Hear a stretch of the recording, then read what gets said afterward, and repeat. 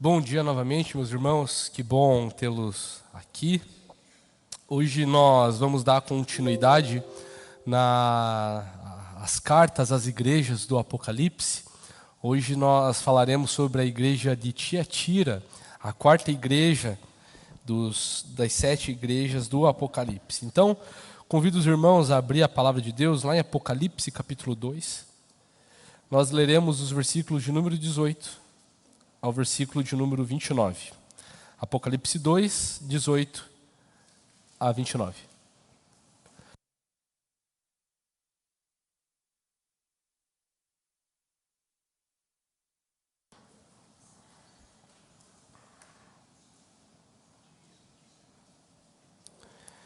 Apocalipse 2, de 18 a 19. Diz assim a palavra de Deus: Ao anjo da igreja em Tiatira escreva: Essas coisas diz o Filho de Deus, que tem os olhos como chama de fogo e os pés semelhantes ao bronze polido. Conheço as obras que você realiza, o seu amor, a sua fé, o seu serviço, a sua perseverança e as suas últimas obras, mais numerosas do que as primeiras. Tenho, porém, contra você o fato de você tolerar que essa mulher, Jezabel, que se declara profetisa, não somente ensine, mas ainda seduza os meus servos a praticar a prostituição e a comer coisas sacrificadas aos ídolos. Dei-lhe tempo para que se arrependesse, porém ela não quer se arrepender da sua imoralidade.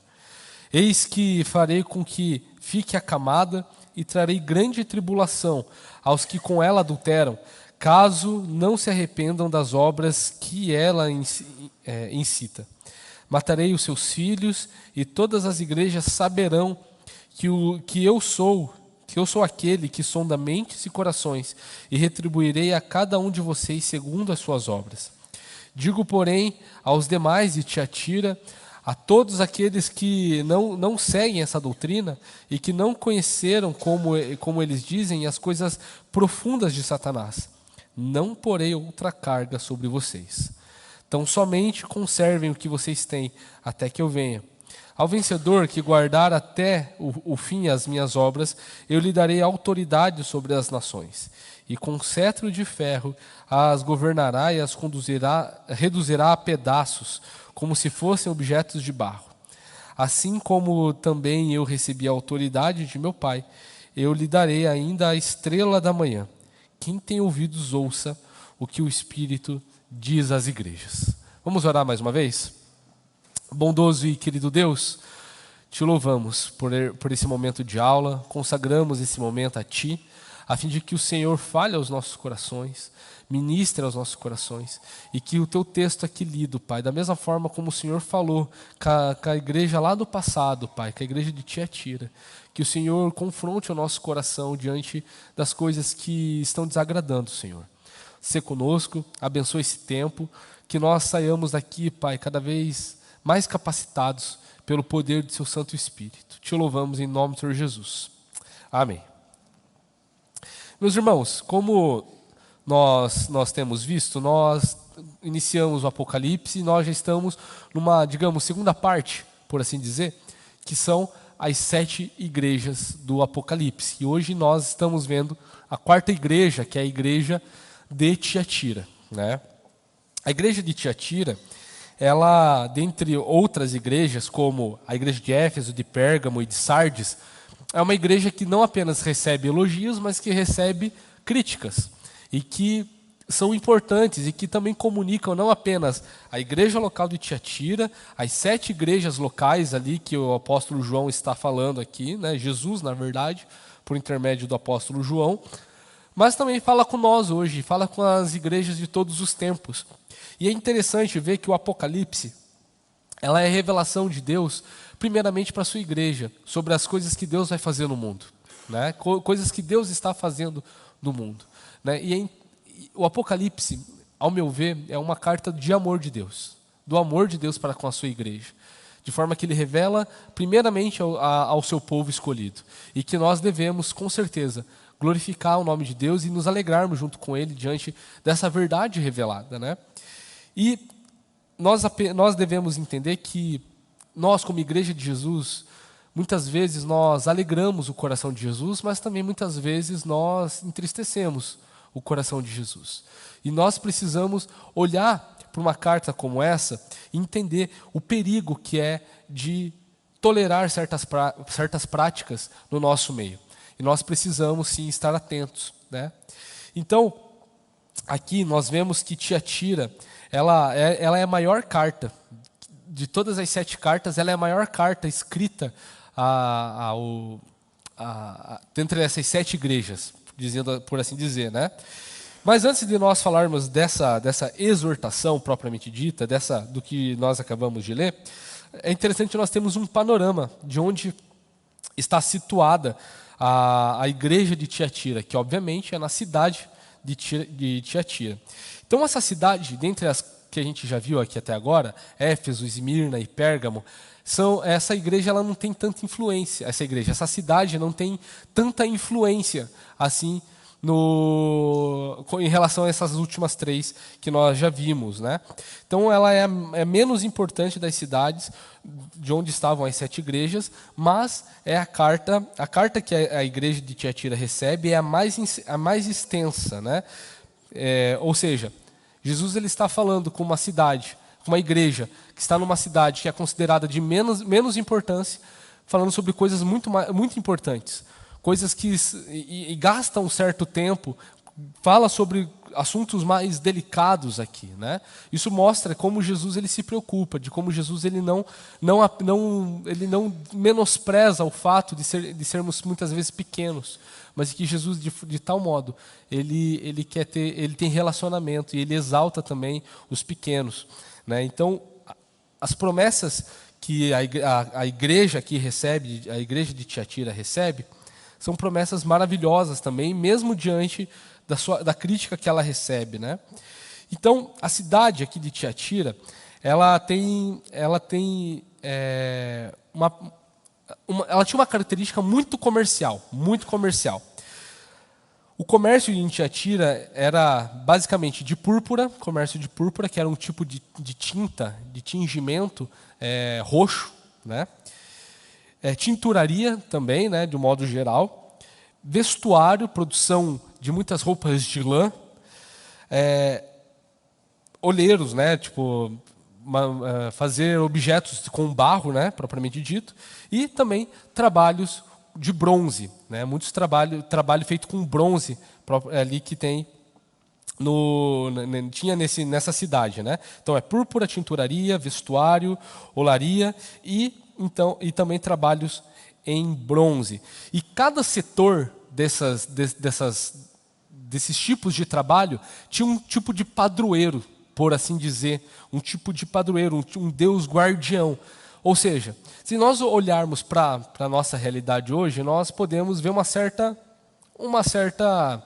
digamos assim, uma familiaridade, porque o país para ter padroeiro para tudo. Qualquer área tem padroeiro, qualquer coisa tem padroeiro, né? Então nós podemos sim entender que a igreja de Tiatira, que também estava vulnerável diante dessas realidades religiosas, econômicas, sociais, também são aplicadas aos nossos dias de hoje, né? Onde tudo é vinculado também com um tipo de Deus guardião, por assim dizer, né? Então os cristãos de Tiatira, eles enfrentavam e ao se recusarem a participar das festas dedicadas a esses deuses.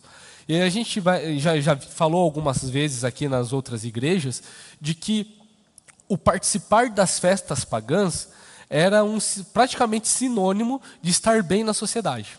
Você deveria participar das festas pagãs. Você deveria comer comida sacrificada a ídolos, não é verdade? Para que você se dê bem aqui.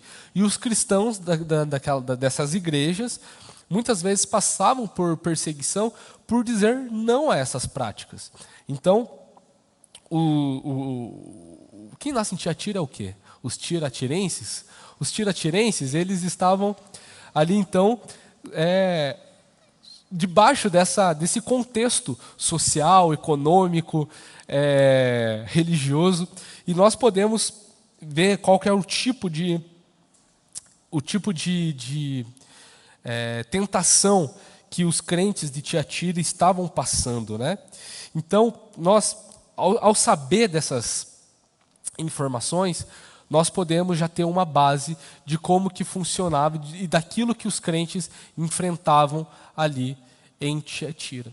E o principal deus ali adorado em Tiatira era o deus Apolo, filho de Zeus, o deus guerreiro, não Ares, né, o deus da guerra, o deus guerreiro, o deus do sol, da velocidade, o deus da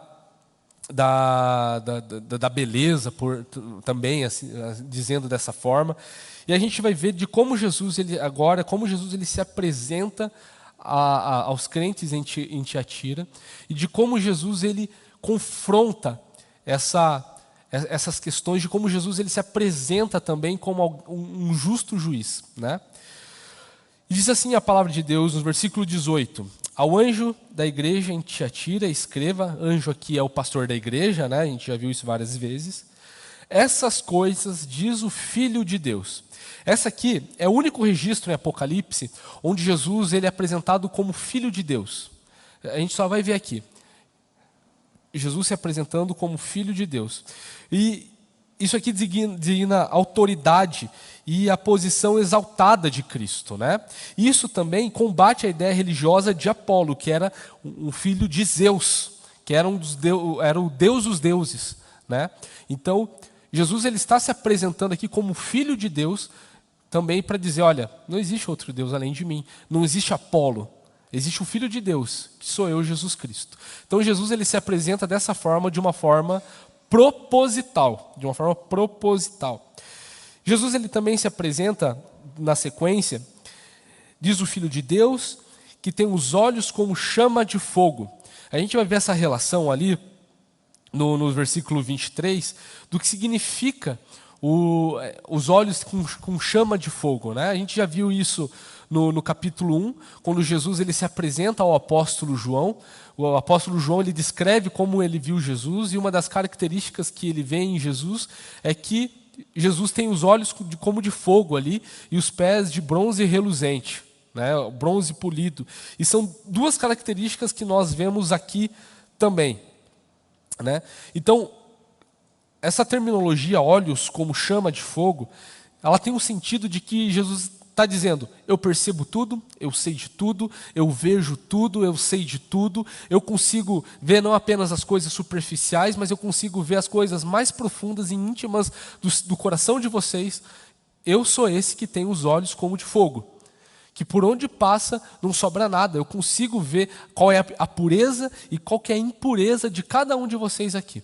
Jesus ele se apresenta dessa forma, né? E também é uma referência que Jesus tem usado aqui, lá em Daniel capítulo 10, versículo 6. Os irmãos podem acompanhar pela projeção, que diz o seguinte, né? O seu corpo era como o berilo. Eu vou ler a partir do versículo 5, do versículo 4, melhor dizendo. No dia 24 do primeiro mês, estando eu na margem do grande rio Tigre, levantei os olhos e vi um homem vestido de linho, com um cinto de ouro puro de Ufaz na cintura. O seu corpo era como berilo, e o seu rosto parecia um relâmpago.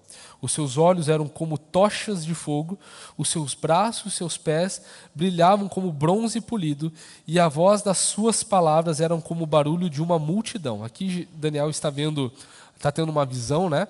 E aqui ele está vendo o próprio Cristo, ele está vendo sobre as últimas coisas, assim. E é uma referência, é uma terminologia que o apóstolo João coloca aqui. Jesus está falando com o apóstolo João, melhor dizendo, que é uma figura que os crentes já conheciam por ter acesso ao Antigo Testamento, então eles já conheciam, né? Jesus se apresenta dessa forma no versículo 14 do capítulo 1 também, né? E na sequência, como nós vemos aqui,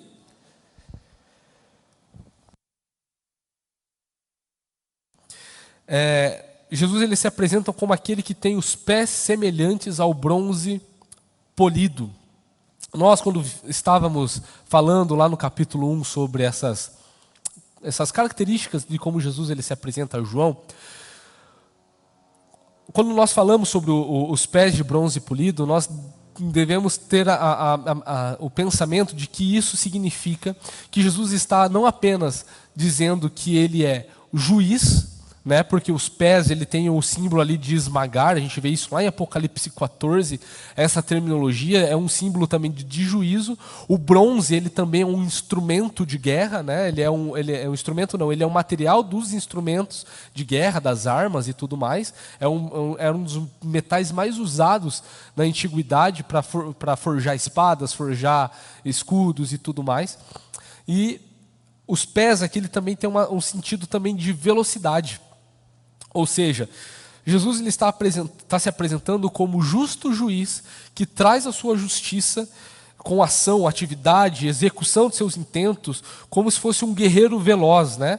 E também, novamente, ele está ali se apresentando como alguém que se opõe à falsa divindade ali, Apolo, que se apresentava também como um deus guerreiro, né, do Olimpo.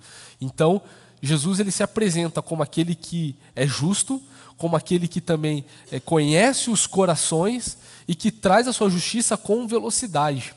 Que traz e o bronze polido aqui, esse adjetivo polido, ele tem alguns possíveis significados. O polido aqui, ele está pronto para agir, resplandecendo a sua glória, mas ele também pode ser visto como o polido, ele pode ser traduzido como incandescente, ou seja, o bronze incandescente, ele não apenas perfurava, ele perfurava com mais precisão. Quando ele estava quente, o bronze, quando estava quente, ele perfurava com mais precisão e ele ali já cauterizava, ou seja, a arma ali, por exemplo, uma flecha com uma ponta de bronze incandescente, pegando fogo, quando atingia o inimigo, já cauterizava o ferimento no mesmo momento e não tinha como tirar aquela flecha sem que causasse um estrago no inimigo. Então pode ser traduzido desta forma também. Ou seja, Jesus ele está se apresentando, ele se apresenta à igreja de Tiatira como, dentre as 7 igrejas, como o mais, digamos, os qualificativos, as características mais apocalípticas, por assim dizer. Jesus ele está se mostrando como aquele que conhece os corações e que ele traz a sua justiça no momento oportuno, sem demora. E é dessa forma como Jesus ele se apresenta ao longo de todo o livro do Apocalipse, de como a sua justiça ela permanece, de como Jesus ele vem sem demora, e é dessa forma como nós devemos também enxergar a Cristo. No versículo 19, nós vemos que as obras, né, que a igreja de Tiatira realizava, e eram obras muito boas, é um elogio muito bom, né? As obras que a igreja realizava eram o amor, né, o amor sacrificial, a fé, né, confiavam no agir e no cuidado de Deus, mesmo no contexto de perseguição. A gente vai ver aqui que o principal problema da igreja de Tiatira não era a perseguição propriamente dita, era um problema, mas existia um problema mais grave do que a perseguição para essa igreja local. Né? Tem aqui o seu serviço, o seu ato de se doar, o seu ato de ajudar os necessitados. Eles eram perseverantes na fé, mesmo debaixo de várias pressões sociais, econômicas, pressões de perseguição também. Eles não desistiam da caminhada cristã.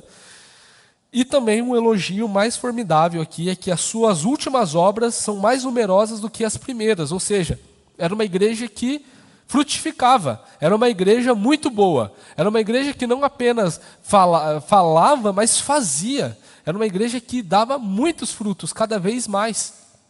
No entanto, o versículo de 20 a 23, a gente vai ver um problema gravíssimo na igreja de Tiatira. Né? E aqui a gente vê uma exortação bem dura.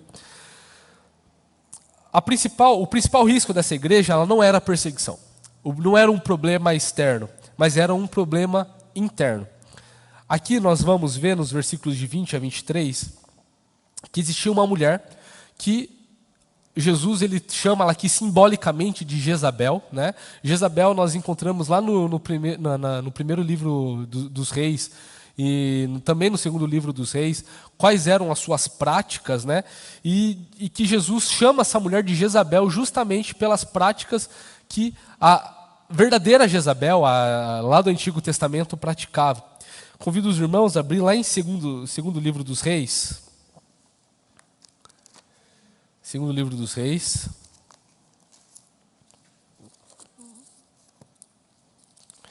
Capítulo 9.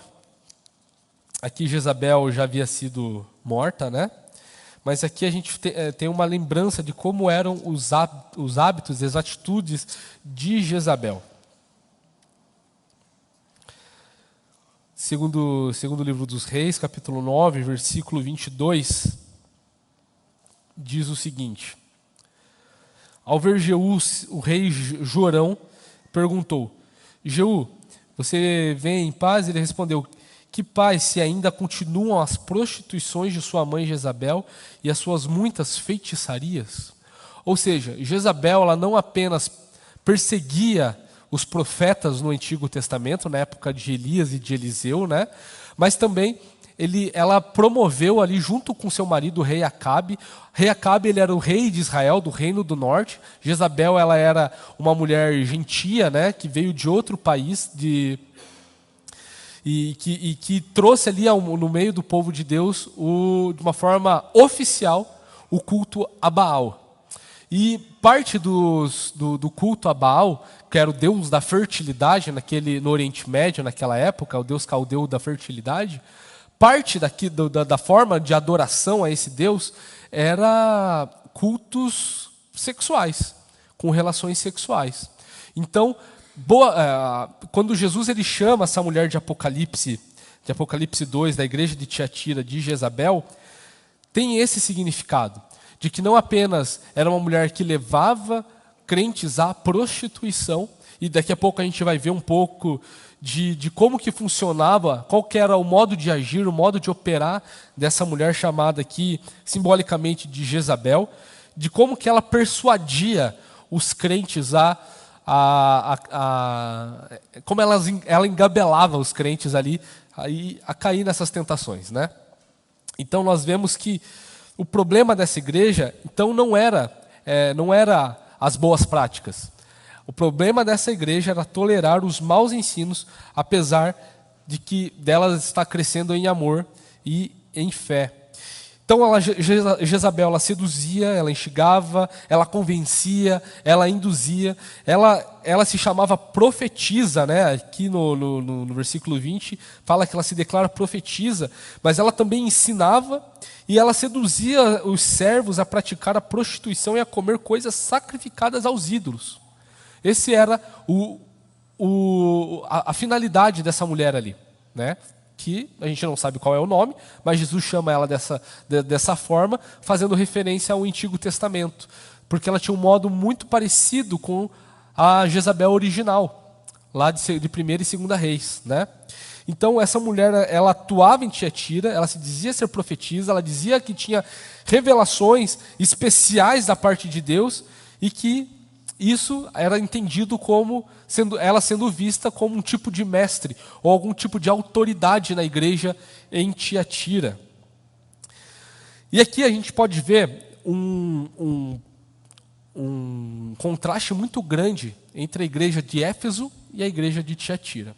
A igreja de Éfeso era uma igreja que não tolerava falsos apóstolos, era uma igreja que odiava a prática dos nicolaítas, e Jesus ele falava assim: eu também odeio a prática dos nicolaítas. A gente já viu isso nas últimas aulas do que se trata.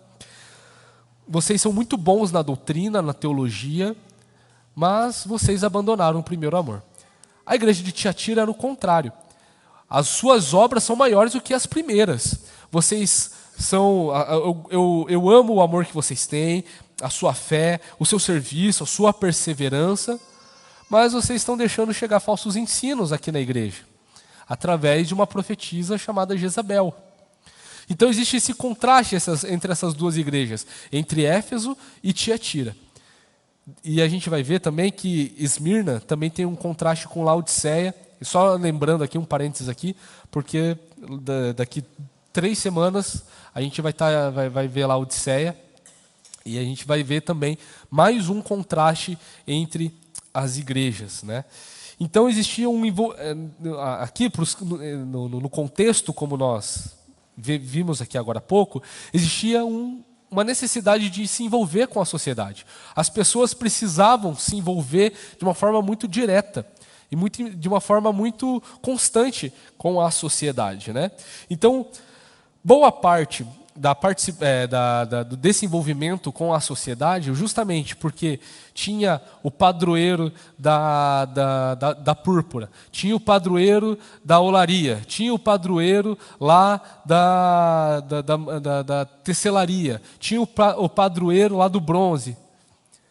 Era necessário prestar cultos às falsas divindades para que você fosse bem economicamente na cidade de Tiatira. E o ensino de Jezabel era que os crentes que não entrassem nessas associações, por assim dizer, comerciais, não participassem dessas cerimônias, eles perderiam prestígio, perderiam seus empregos, perderiam o seu valor na sociedade. Outro caso que muito provavelmente Jezabel aqui ensinava aos crentes em Tiatira é de que ela quer conhecer as coisas profundas. Para conhecer as coisas profundas de Satanás, você precisa se aproximar de Satanás. Se você quer vencer o pecado, você tem que pecar, porque não tem legitimidade nenhuma de vencer o pecado se você não conhece o pecado. E é algo terrível isso. É literalmente um inferno na vida do crente que vive dessa forma. E Jezabel estava ensinando essas coisas. Jezabel estava instigando os crentes a participarem das festas pagãs ali, a comer coisas sacrificadas a ídolos, a se prostituírem, a fim de que eles se mantivessem bem, os crentes se mantivessem bem na sociedade. Então o problema principal aqui não era a perseguição. Está dando para perceber isso? Que o problema principal era um problema interno. E nós, ao olhar para a igreja de Tiatira, nós devemos ter cuidado de não sermos com uma igreja passiva como a igreja de Tiatira era. Nós podemos ser muito bons nas obras. Nós podemos servir muito bem, mas nós não podemos ser complacentes com as práticas do pecado. Nós não podemos ser tolerantes com a prática dos falsos ensinos. Nós devemos acertar como Tiatira e Éfeso acertavam. Ser muito bons na prática do amor, da fé, da perseverança, do serviço, ter obras maiores do que as primeiras e também ser intolerantes com falsos ensinos no meio da igreja. Devemos ser fiéis à palavra de Deus a todo momento. Não devemos deixar falsos mestres chegarem e dizer que existe um ensino superior ou relativizar o que a palavra de Deus ensina. Nós devemos ser diligentes, como Jesus ele nos instiga a sermos, né? E é interessante no versículo 21 aqui, que Jesus ele fala que deu oportunidade para que essa mulher se arrependesse. Versículo 21 vai dizer o seguinte: dê-lhe tempo para que se arrependesse, porém ela não quer se arrepender da sua imoralidade. Né? Então, a gente vê que ao longo de todo o Apocalipse, uma das doutrinas mais fortes que nós vamos encontrar é a chamada ao arrependimento. É chamada ao arrependimento. Essa mulher que estava na igreja, ela se identificou como alguém que não era filha de Deus, porque ela não se arrependeu dos seus pecados. Ela continuou a praticar a imoralidade dentro da igreja de Tiatira. Dentro da igreja, no meio dos crentes. E nós não podemos achar isso normal. Muitas igrejas hoje têm relativizado o que a palavra de Deus fala, não é verdade? Muitas igrejas têm aderido a práticas carnais e trazidas para dentro do culto, para dentro das obras dos membros das igrejas. E nós não podemos ser membros, nós não podemos ser igreja de Jesus se nós estamos compactuando com isso. Nós devemos denunciar, nós devemos sim, com certeza, ter uma prática de piedade, uma prática de busca pela honra e pela exaltação do nome de Jesus. E más práticas dentro do povo de Deus, no meio do povo de Deus, precisam sim ser denunciadas, precisam ser reveladas. Jesus Cristo, ele nos fala que não há nada que não venha a ser revelado, não há nada que não vai ficar oculto. Nós precisamos olhar para Jesus e entender que somente em Jesus nós somos libertos, somente em Jesus nós temos a vitória. Essa prática de Jezabel, de dizer, de conduzir os crentes à prática da imoralidade, de que você só pode vencer o pecado se você conhece o pecado, é dizer que Jesus não é suficiente. É dizer que Jesus ele não completou a boa obra na cruz. Nós precisamos olhar para Cristo e entender que é Ele quem faz todas as coisas. E de que é Ele que precisa ser honrado, de que é Ele. Jesus, a primeira forma de como Ele se apresenta a João, é de que Ele está andando entre os candelabros, entre os candeeiros de ouro que são as igrejas. Jesus, Ele perscruta as igrejas. Jesus está no meio da igreja. Como que nós vamos tolerar más práticas se Jesus está vendo isso? Se Jesus não tolera, por que nós vamos tolerar? Nós precisamos sim olhar para Cristo, ver o que Jesus fala, entender o que Jesus quer, e nós assim devemos tomar uma postura, ter uma postura, uma mudança de vida, não apenas na nossa vida pessoal, mas também na nossa vida comunitária. Nós não podemos ser complacentes, nem negligentes com o que o pecado, no teor do que o pecado é, do que o pecado faz na nossa vida. Nós não podemos ser pessoas passivas diante do pecado. Foi por causa do pecado que Jesus morreu naquela cruz. Foi por causa do pecado que eu e você sofremos nesse mundo de queda todos os dias. É por causa do pecado que nós ainda temos que passar por diversas dores, diversas lutas. É por causa do pecado que nós separamos de Deus. É por causa do pecado que nós estávamos em morte. Mas é por causa de Jesus que nós somos chamados para a vida. Nós não podemos abrir mão disso. Nós não podemos abrir mão da santidade e da glória de Deus no nosso meio.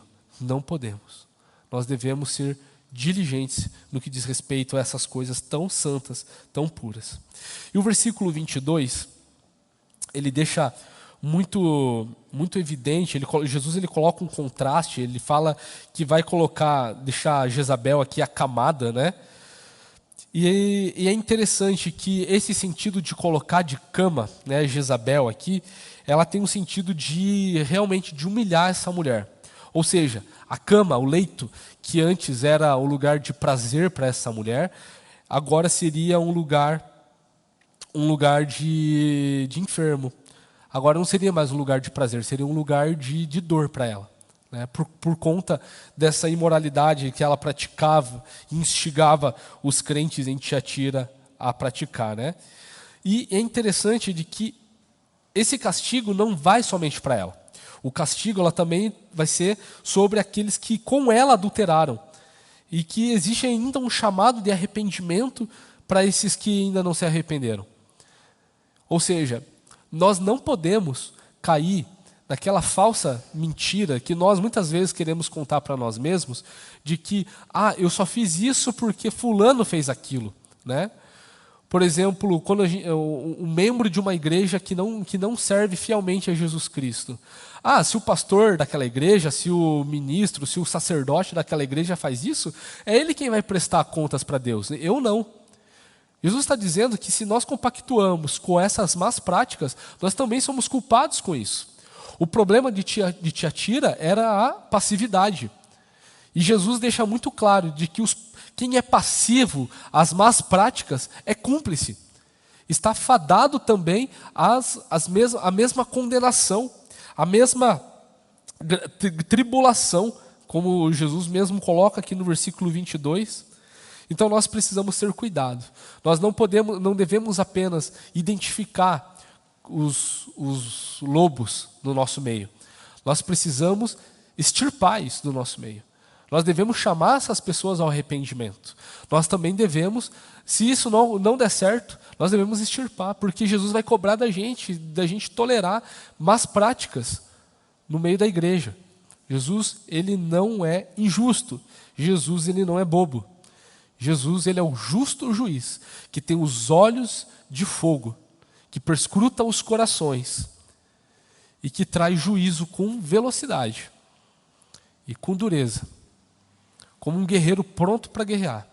E nós devemos temer isso. Não devemos ter medo de Cristo, mas nós devemos nos prostrar diante de Cristo. Entender que a sua santidade, viver de uma forma santa, é a melhor forma como nós devemos viver. A vontade de Deus é boa, ela é perfeita, ela é agradável. E nós devemos viver de uma forma que glorifica a Deus. O versículo 23 vai falar sobre os filhos de Jezabel, né? E aqui filhos, eles têm o sentido não literalmente, né? Não é filhos, né, dela, né, biologicamente falando. São filhos que pode ser traduzido como discípulos, como aqueles que estão praticando junto com elas essas coisas e que estão instigando outras pessoas a terem as mesmas práticas, né? Então Jesus, ele acrescenta que toda a situação ali serviria de testemunho entre as outras igrejas. E isso indica que, muito provavelmente, as práticas de Jezabel era conhecida nas outras igrejas daquela região, nas 7 igrejas e talvez em outras igrejas ali em volta, né? Versículo 23, ele fala isso. Matarei os seus filhos e todas as igrejas saberão que eu sou aquele que sonda mentes e corações e retribuirei a cada um de vocês segundo as suas obras. Jesus, ele se apresenta às 7 igrejas como aquele que tem olhos de fogo, né? Olhos como fogo, e aqui de uma forma muito específica fala isso para Tiatira, mas aqui a promessa sobre o juízo de Deus, sobre Jezabel, os seus discípulos, também seria conhecido em todas as outras igrejas ali, que estão sendo mencionadas aqui em Apocalipse, e talvez outras igrejas que estão ali nessa localidade, né? Então a igreja é necessária que ela seja tenha muitas pessoas, tenha muitos crentes. É necessário que ela tenha energia, é necessário que ela tenha atividade, mas essas coisas não necessariamente diz respeito a uma igreja verdadeira. Nós podemos muitas vezes estar caindo no erro de que nós traduzimos igreja, mas na verdade nós estamos vivendo num clube. Nós estamos vivendo num lugar onde tem pessoas comuns que estão falando sobre as mesmas coisas, que são parecidas conosco, mas muitas vezes nós podemos correr o risco de não estarmos professando uma fé verdadeira. Nós não podemos ser como uma igreja de Tiatira. A igreja de Tiatira é uma igreja muito boa nas suas práticas, nas suas obras, com certeza. Era uma igreja que Jesus amava, é por isso que Jesus está falando com Tiatira aqui. Mas tem muitas igrejas que perderam a sua essência faz muito tempo, que virou um clube, que virou uma organização de boas obras, uma ONG talvez, não sei, mas esqueceram do essencial, que é Jesus Cristo, que é servir a Jesus Cristo, com pureza, com amor, com zelo. Uma igreja que precisa ser padrão dos fiéis, no amor, no procedimento, na fé, na pureza, na palavra. Esqueceram disso e virou um clube, com muita programação legal, com muita gente talentosa e só. O chamado e a advertência que Jesus dá à igreja de Tiatira, ela é válida também para todas as igrejas de todos os tempos, incluindo a igreja presbiteriana Tarumã. Nós precisamos também ter esse cuidado. Nós não podemos falar assim, nenhuma dessas igrejas até agora eu me identifiquei. Não, são problemas que estão em todas as igrejas. Em todas as igrejas. Mas também são elogios que também estão em todas as igrejas. Nós precisamos olhar para a palavra de Deus e identificar onde estão os nossos dilemas. Nós devemos olhar para a palavra de Deus e identificar quais são as nossas limitações. Mas nós devemos, acima de tudo, olhar para a palavra de Deus e entender que Jesus é o nosso sustento, de que Jesus está conosco. E depois disso vem o elogio, né? A partir do versículo 24, o elogio não, a promessa, melhor dizendo. A partir do versículo 24 ao versículo 29, nós encontramos aqui uma promessa maravilhosa, né? E é interessante ver no versículo 24 que parece que o apóstolo João aqui, nas palavras também de Jesus Cristo, faz uma espécie de ironia ao dizer o seguinte: digo, porém, aos demais de Tiatira, a todos aqueles que não seguem essa doutrina e que não conheceram, como eles dizem, as coisas profundas de Satanás. É interessante essa expressão que o apóstolo João ele coloca aqui, porque essa profetisa, ela falava: eu sou profetisa, eu conheço as coisas profundas de Deus, me sigam, eu vou levar vocês a conhecerem os mistérios mais profundos do Senhor. Mas Jesus está falando aqui que essa prática não era o conhecimento profundo de Deus, mas era um conhecimento, as coisas profundas de Satanás. De Satanás. Jesus mesmo está falando aqui. E Jesus está falando com aqueles que não praticaram essas más obras. Jesus ele dá uma promessa: não porei outra carga sobre vocês. Ou seja, que carga é essa que Jesus está falando? A igreja de Tiatira tinha dois problemas abaixo, né, juntamente com isso aqui, né, que era a prostituição e o comer coisas sacrificadas a ídolos, que nós encontramos ali no versículo 20. Lá em Atos capítulo 15, versículo 20 também, nós vemos que existe o primeiro concílio da igreja. E ali existe um relatório de como, na igreja de Jerusalém, entre os apóstolos, de como que estavam sendo as viagens missionárias de Barnabé e do apóstolo Paulo. E o que ficou entendido? Como que o evangelho chegou aos gentios? E ficou resolvido ali então que essa outra carga não é diferente do que foi decidido em Atos 15, que era a abstenção do adultério, né? Acabar com o adultério entre os gentios, e também o parar de comer sacrificada, oferecida aos ídolos, que é a mesma coisa que a igreja de Tiatira que estava passando. É por isso que Jesus fala: olha, eu não vou colocar outra carga acima de vocês, só vou falar aquilo que já tinha sido falado antes. Parem de cometer adultério e parem de comer comida oferecidas a ídolos. Isso já foi decidido pela igreja lá em Atos 15. Então, só segue aquilo, só segue o padrão, só segue o protocolo, que não tem como dar erro. Só faça isso. A única coisa são as únicas coisas que estão impedindo de vocês a viver uma vida íntegra, a uma vida de santidade.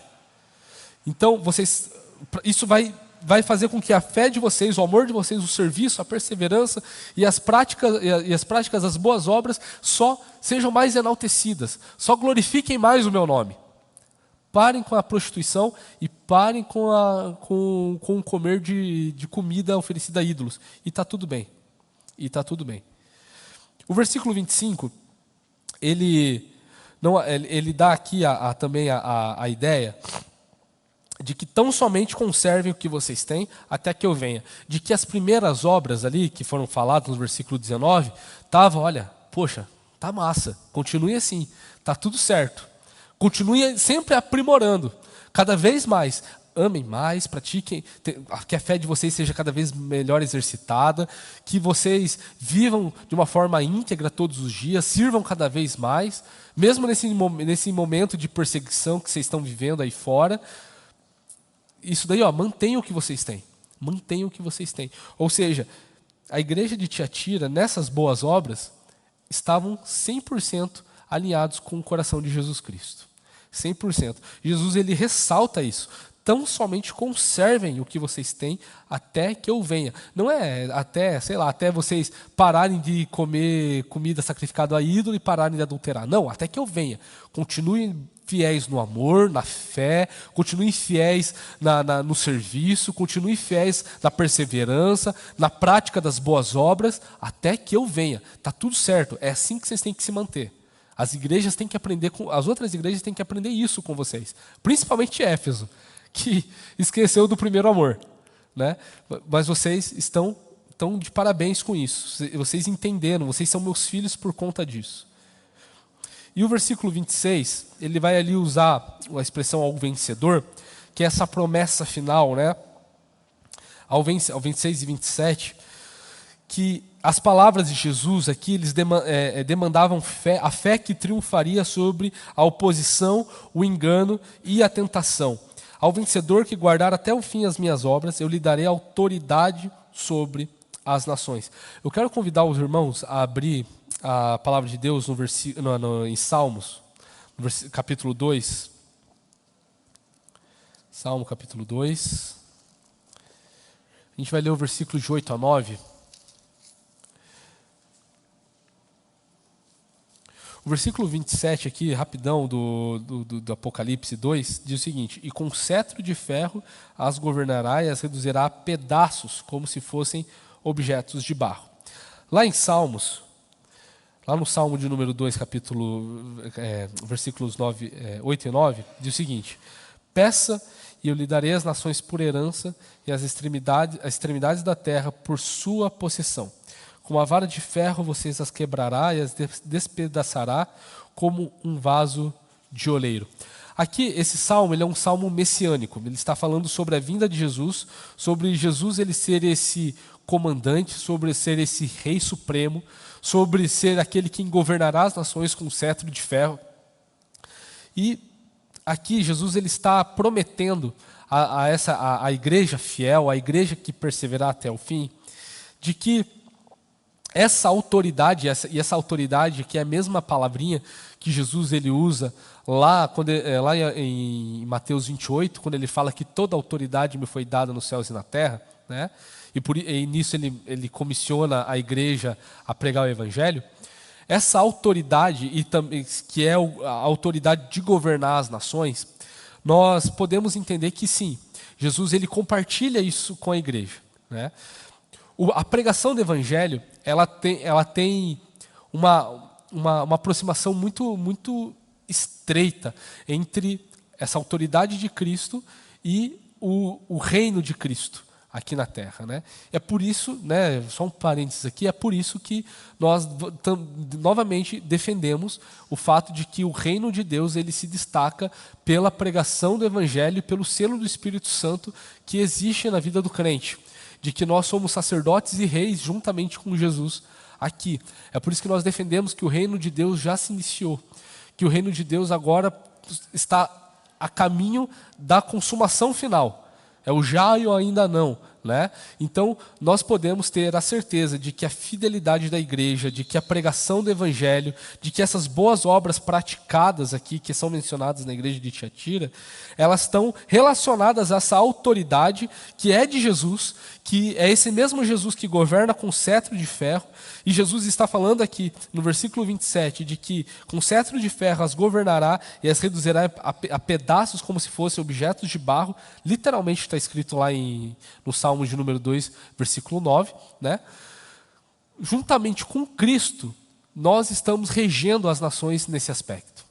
Juntamente com Cristo, nós vivemos esse reino, essa autoridade com Jesus. Né? E por isso que nós devemos perseverar até o fim. E é interessante isso tudo, que esse estabelecimento efetivo do reino de Deus, ele não pode ocorrer sem a destruição dos poderes hostis contra a igreja. É por isso, novamente, que nós defendemos que, quando nós falamos sobre a prisão de Satanás, nós já vimos isso, se eu não me engano, é a nossa quinta ou sexta aula, se eu não me engano,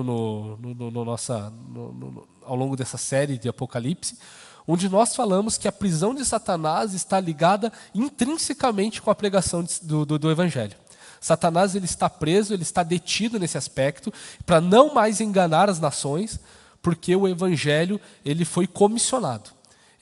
A autoridade que Jesus dá à igreja de pregar o Evangelho está ligado diretamente com o impedimento de Satanás de enganar as nações. Ou seja, o Evangelho chega, não importa o que Satanás tente fazer, o Evangelho vai chegar. O Evangelho chega em todos os lugares. Beleza? E no versículo 28 existe uma outra promessa aqui, né?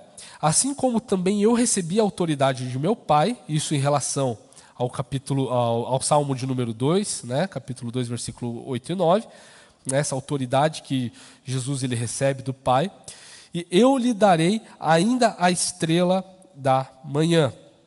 Então, esse cetro de ferro que nós vimos aqui anteriormente, ele simboliza a autoridade de governar as coisas e de exercer a disciplina e impor o juízo, o que tem tudo a ver como Jesus se apresenta, com os pés de bronze polido, né?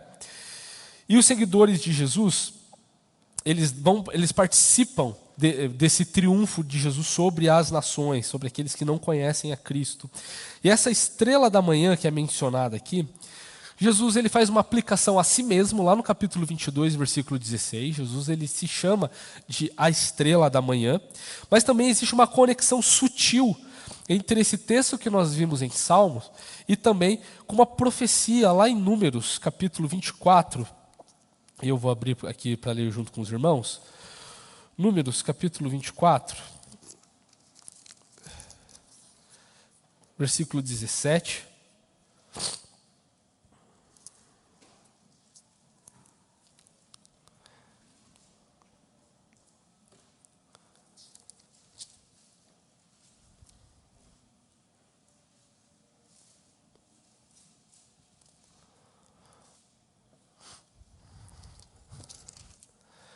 Números 24, no 23, isso. Versículo 17, ele diz o seguinte, é uma profecia de Balaão, olha só, uma profecia de Balaão, quando ele estava sendo contratado para amaldiçoar Israel, mas ele estava só conseguindo abençoar Israel. Ele diz o seguinte: eu o vejo, porém não agora, eu o contemplo, mas não de perto. Uma estrela procederá de Jacó de Israel subirá um cetro que ferirá as têmporas de Moabe e destruirá todos os filhos de Sete. Ou seja, existe uma estrela aqui nessa profecia de Balaão, de que sairá de Jacó uma estrela e juntamente com essa estrela um cetro. Então a gente vê uma relação, uma conexão muito grande nesse aspecto de como essa promessa a Tiatira de governar as nações e de receber essa bênção de ter Cristo. Cristo ele se refere a si mesmo, né, como aquele que é a estrela da manhã. Então existe uma relação muito forte entre esses dois símbolos. Ambos são símbolos de realeza, em que o crente partilha. A estrela e também o cetro, né? O resplendor e o governo. Então o crente, junto com Cristo, está participando dessas coisas junto com Cristo. E nós podemos ter essa certeza de que nós hoje também participamos junto com Cristo nesse aspecto.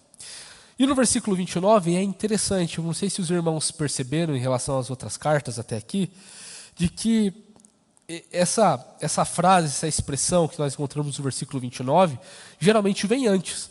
Quem tem ouvidos, ouça o que o Espírito diz às igrejas. Aí ele fala, ao vencedor, parará, parará. Mas aqui no final, em Tiatira, ele vai fazer o contrário. Ele já vai direto para a promessa do vencedor e ele coloca quem tem ouvidos, ouça o que o Espírito diz às igrejas no final. É uma característica bem interessante que a gente só vai ver aqui em Tiatira, né? Então, o que nós podemos entender disso tudo? De que nós estamos lutando também contra movimentos doutrinários. Nós não podemos ser ingênuos de achar que nós estamos lutando apenas com o mundo, com as hostilidades de Satanás fora da igreja.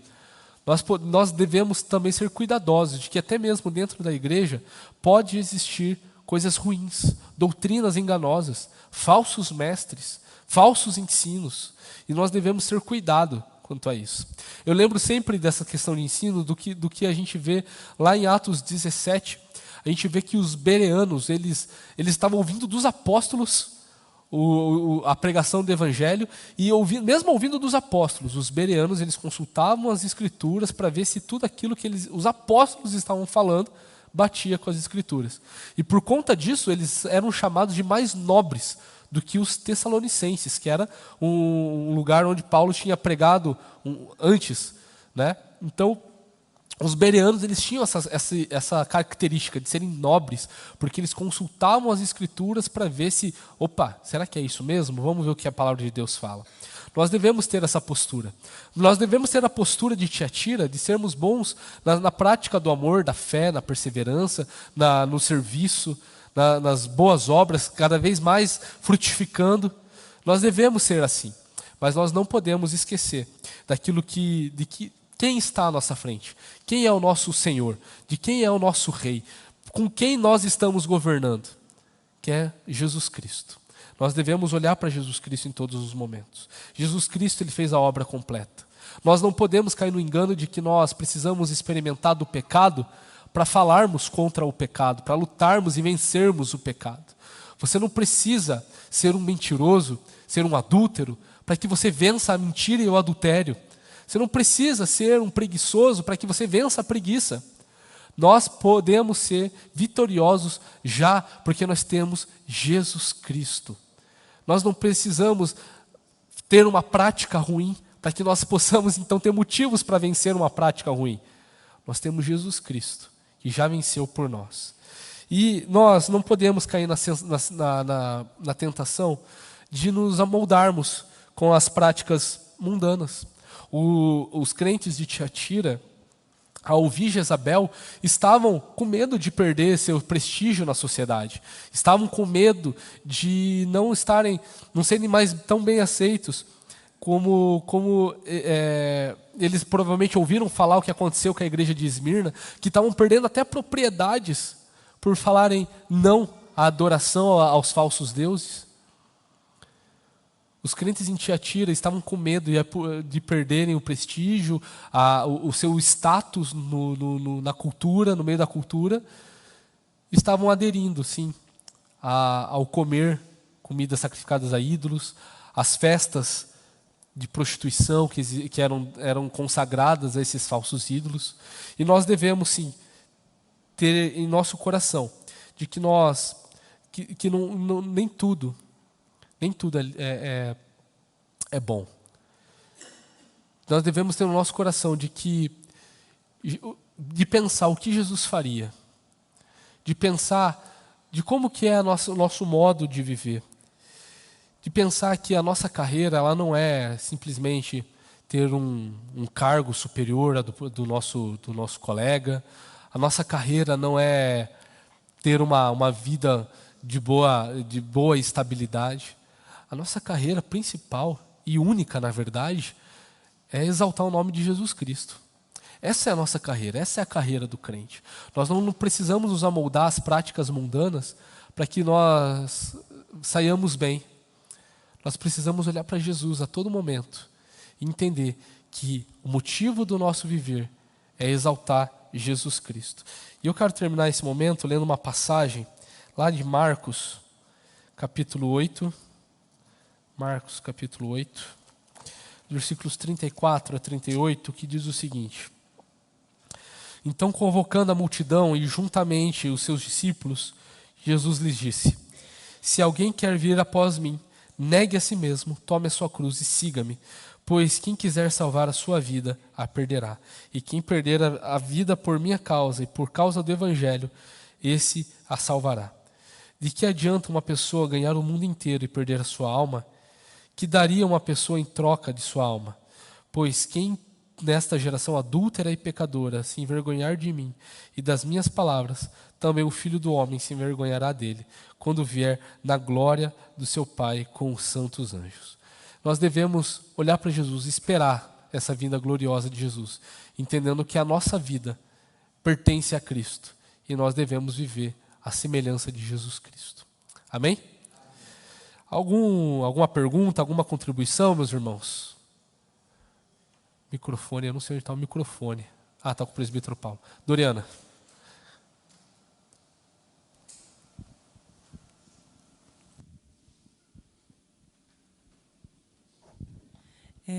A respeito de Jezabel, eu já fiz alguns estudos antes sobre Apocalipse, e Jezabel seria uma menção de Cristo a respeito exatamente dos falsos líderes dentro da igreja, né?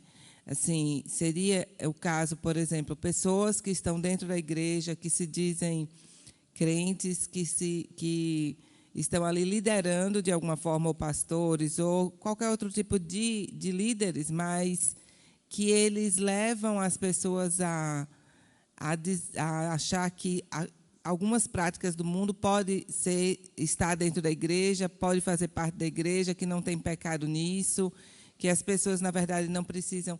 Porque a gente ouve muito em algumas igrejas a questão: você não precisa deixar tudo.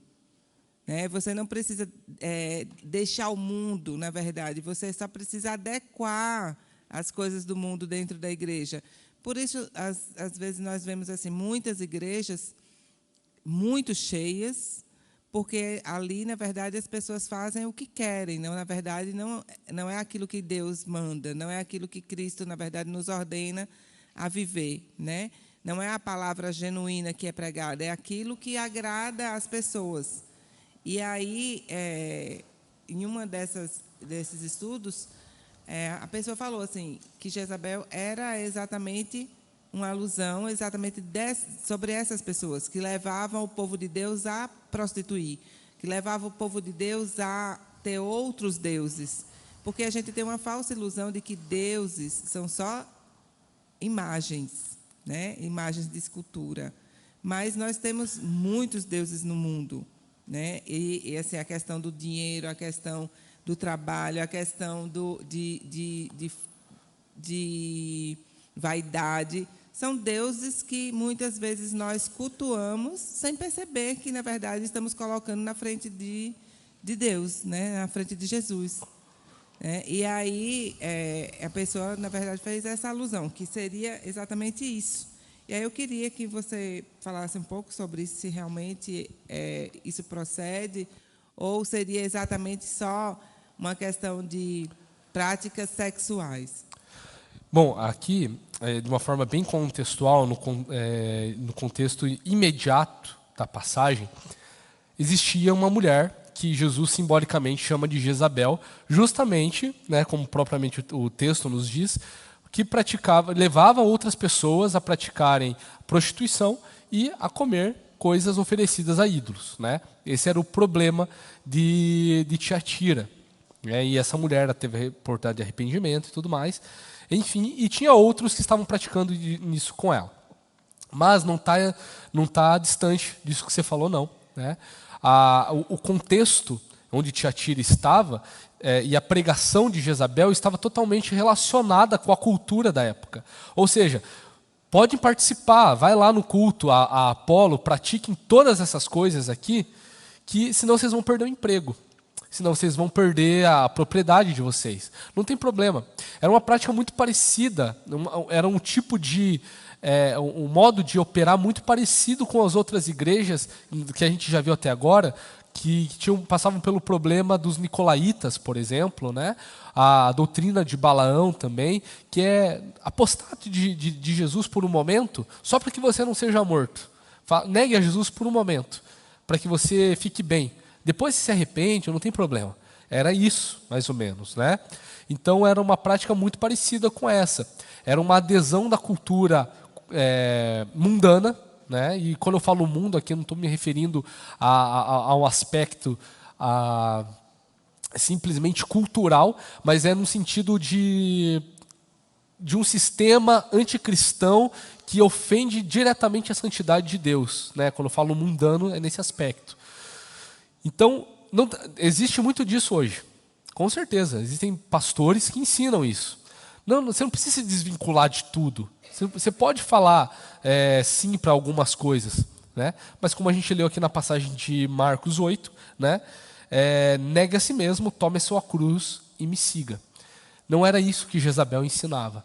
Poderia ser uma outra situação, muito parecida com Jezabel aqui, com a que Jezabel ensinava. Né? Como, por exemplo, sei lá, o problema poderia ser... Não tem problema se você rouba dentro da igreja. Não tem problema se você mente. Seria talvez uma outra pessoa. Mas o problema imediato da igreja de Tiatira era o adultério, a prostituição e o se relacionar com festas pagãs. Justamente por essas questões econômicas, sociais, que a igreja de Tiatira sofria diante do seu contexto. Pessoas que já não era uma cidade muito bem popular. Não era uma cidade assim, com muita influência. Então, qualquer influência que a pessoa poderia ter, poxa, já era uma coisa muito, muito rara, muito importante. Então, perder o que já era considerado muito, poderia ser na mentalidade ali, das pessoas da época, tipo, não dá para perder isso. É muito bom ter prestígio na sociedade. É muito bom ter participar das questões econômicas, e é muito bom não correr risco de perder as minhas posses. E nisso tudo estava envolvido ali, era o gatilho que Jezabel colocava. Faz isso, não tem problema não. Vai lá, não tem, vai lá, vai lá numa festinha, vai lá no lugar lá, não tem problema não. Jesus perdoa. Vai lá participar do pecado lá, porque só assim dá para vencer o pecado. Se você conhecer o pecado, você consegue vencer ele. Era mais ou menos isso. E não é diferente de falsos ensinos, né? Aqui, Jezabel, ela carregou, ela levou toda essa carga, né? Porque ela era o problema dessa igreja local. Mas o princípio ali, propriamente dito, é isso que você colocou. De existirem falsos ensinamentos que relativizam o que a palavra de Deus fala, que ignoram a santidade e a glória de Deus no meio da igreja, e que isso leva ao adultério não apenas visível, mas o adultério espiritual, de ter outros deuses ali, né? De ignorar, de negligenciar a santidade de Deus para a adoração de falsos deuses, né? É por isso que é chamado de Jezabel. Jezabel, ela conduziu o povo de Israel a adorar Baal. Por exemplo, o rei Acabe, que era o rei de Israel lá no Antigo Testamento, ele conduziu e ele construiu postes ídolos a Baal, a deusa Aserá, fez tudo isso naquele momento, naquele contexto. Ele foi um rei terrível, terrível, terrível, perseguiu os profetas de Deus. Então tem tudo isso. A principal característica do ensinamento aqui de Jezabel era o falso ensinamento de quem é Deus, do que é o pecado e de quem é Jesus e do que Jesus fez. Porque falar, que nem eu disse mais cedo, dizer que Jesus, dizer que o pecado, melhor dizendo, ele só pode ser confrontado a partir do momento que eu conheço o pecado, é dizer que Jesus não é suficiente. É dizer que Jesus não consegue. É dizer que Jesus, ele não é o Deus Todo-Poderoso. Por isso que Jesus se apresenta como Filho de Deus, como aquele que tem autoridade. E ele conclui falando lá que essa autoridade ele recebeu do Pai. Ele recebeu do Pai. Então, é bem nessa, na verdade, bem nessa linha de que a doutrina de Jezabel, ela está mais atrelada a falsos ensinos. E que tem as consequências que são as práticas, né? Mais algum comentário? Mais alguma pergunta? Ivanete, por favor.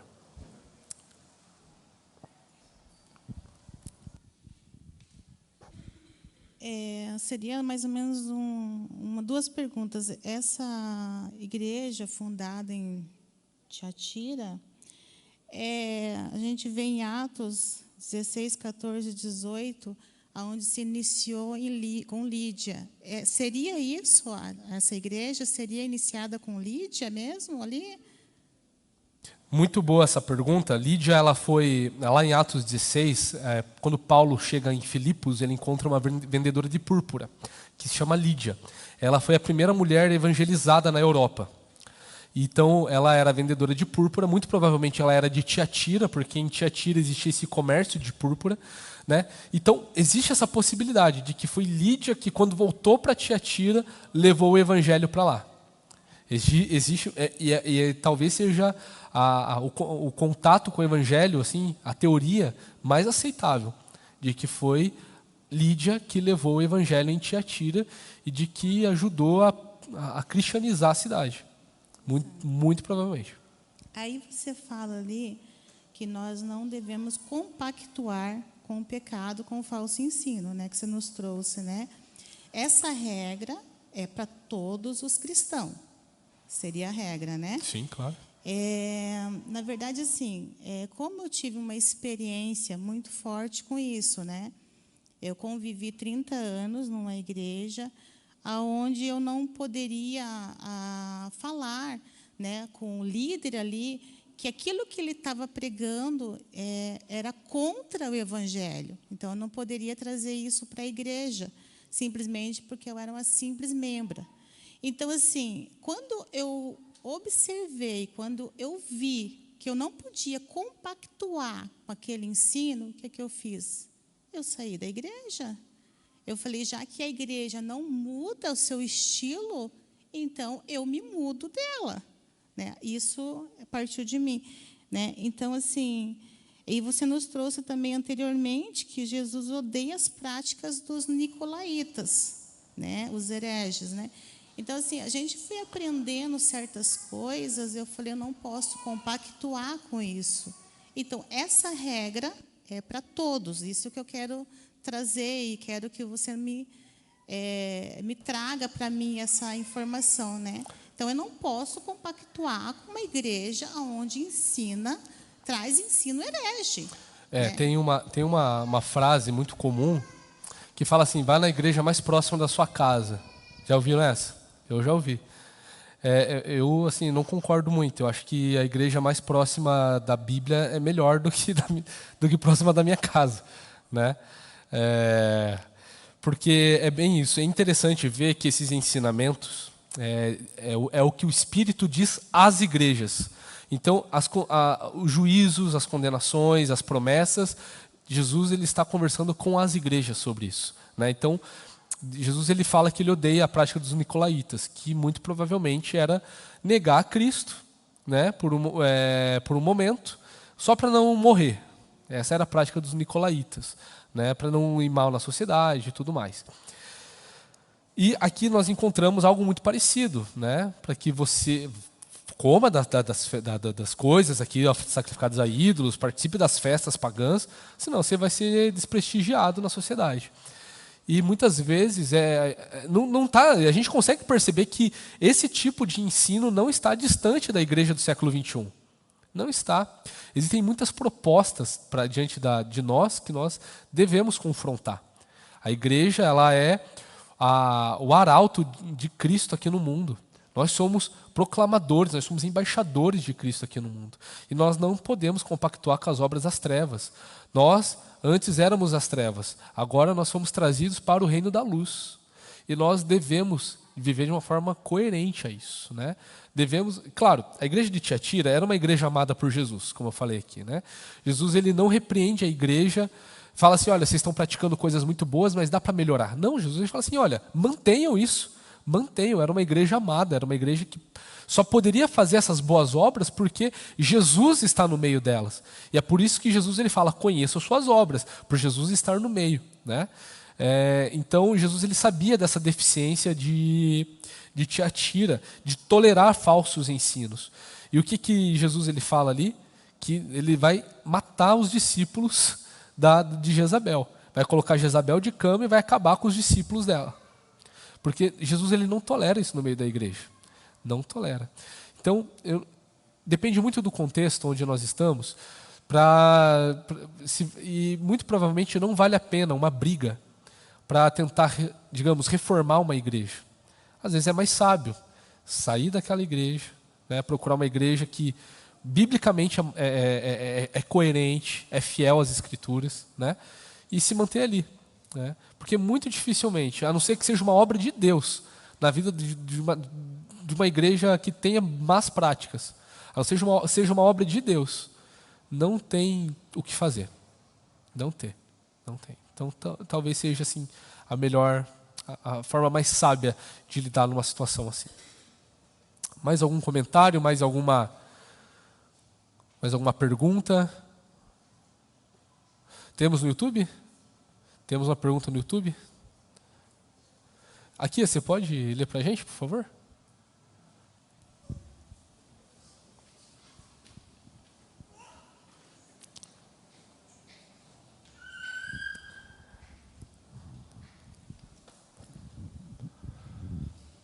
A Carla está em casa, ela comenta o seguinte, quando estávamos para mudar de igreja e encontrar onde iríamos congregar, a IP Tarumã foi a nossa escolha por justamente ser zelosa e priorizar a palavra de Deus. Não podemos perder o principal, não podemos deixar de lado tanto o zelo como o amor a Deus e ao próximo. Perfeito, obrigado Carla que está participando aí pelo YouTube hoje. É bem isso, né? Devemos louvar a Deus estar numa igreja que tem suas dificuldades, tem seus problemas, mas que é uma igreja que é fiel à palavra de Deus. Isso, e que é amorosa, zelosa. Hoje, pela glória do Senhor Jesus, nesses últimos dias, esteve participando de uma viagem missionária. Deus seja louvado por isso. Mais alguma contribuição?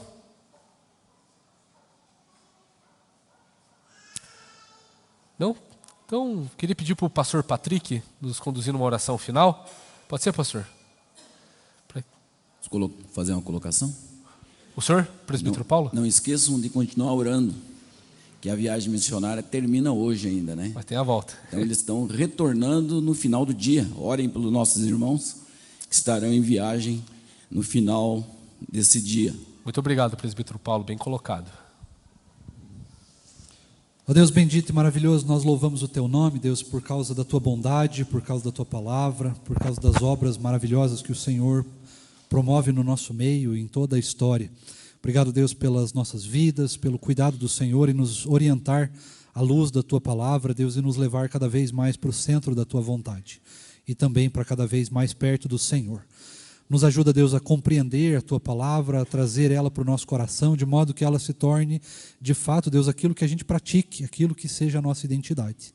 Nos ajuda a pôr isso em prática, nos ajuda a cuidar melhor da nossa vida espiritual, nos ajuda a cuidar melhor do zelo pela palavra, a cuidar do amor uns pelos outros, da comunhão. Nos ajuda, Deus, a nos fortalecermos uns aos outros, para que possamos ser firmes, tanto na hora da tribulação e da adversidade, quanto, se for necessário, lutar contra as heresias e falsos ensinamentos. Nos ajuda nesse sentido. Continua derramando de graça sobre nós e nos capacitando à luz da Tua palavra. Nós clamamos por isso, pedindo ao Senhor, também pela viagem missionária, nossos irmãos que estão retornando para casa hoje, que o Senhor continue os abençoando, que o Senhor continue derramando de graça por lá, e até o último instante que eles estejam lá, e até que cheguem aqui, que a obra do Senhor naquele lugar